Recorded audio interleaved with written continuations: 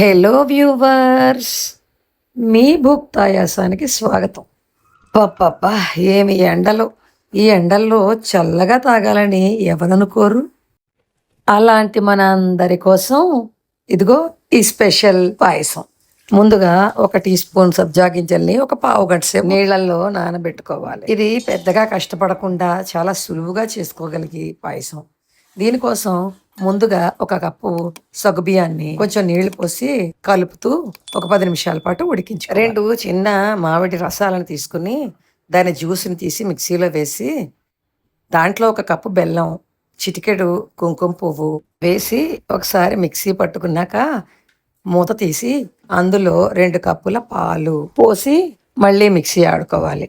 ఈ ఉడికించుకున్న సగ్గుబియ్యాన్ని స్ట్రైనర్లో వేసి స్ట్రెయిన్ చేసుకోవాలి. ఇలా వడగొట్టగా వచ్చిన నీటిని పారేయక్కర్లేదు. అందులో ఉప్పు వేసుకునైనా తాగేయచ్చు, లేదంటే చీరకి కూడా గంజిలా పెట్టుకోవచ్చు. ఇలా ఉడికిపోయిన సగ్గుబియ్యాన్ని ఆరాక ఒక బౌల్లోకి తీసుకోవాలి.